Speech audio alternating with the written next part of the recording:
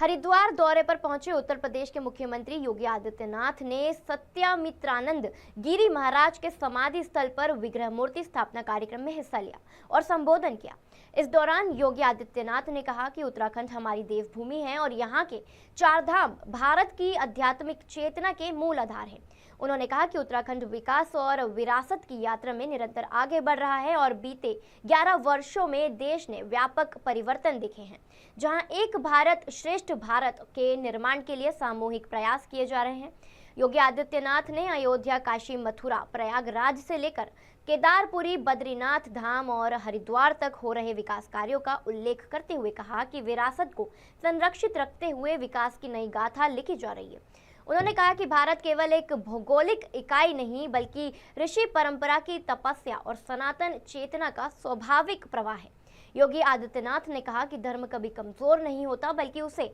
जानबूझकर कमजोर किया जाता है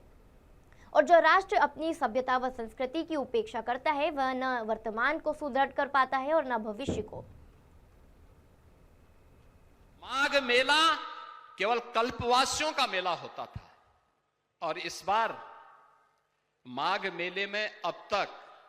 पौष पूर्णिमा से लेकर के अब तक 21 करोड़ श्रद्धालु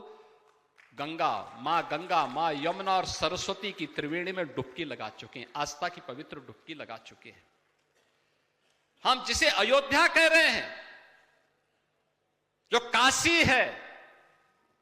जो मथुरा वृंदावन है, जो प्रयागराज है, ये जो हरिद्वार है, ये जो बद्री विशाल का बद्रीनाथ धाम है, केदारनाथ धाम है, ये मात्र आस्था के केंद्र नहीं है, ये राष्ट्र चेतना के भी केंद्र बिंदु हैं। राष्ट्र चेतना, राष्ट्र यहां से शक्ति प्राप्त करता है, भारत राष्ट्र यहीं से शक्ति प्राप्त करता है और हमें जब इन आस्था के केंद्रों को हम लोगों ने सम्मान के साथ आगे बढ़ाया है, उसकी विरासत को सम्मानित किया है, उसको संरक्षित करने का काम किया है, परिणाम क्या है? एक बीमारू राज्य उत्तर प्रदेश भारत की अर्थव्यवस्था का ब्रेक थ्रू बन करके आज लगातार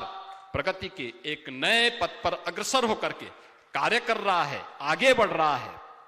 अब उत्तर प्रदेश में अराजकता नहीं है, अब दंगे फसाद नहीं है, गुंडागिर्दी नहीं है, यानी न कर्फ्यू न दंगा, और यूपी में है अब सब चंगा। दंगा और दंगाई दोनों गायब हो गए, कर्फ्यू उनमें लग गया और उस कर्फ्यू को इसलिए लगाने में सफलता प्राप्त हुई है क्योंकि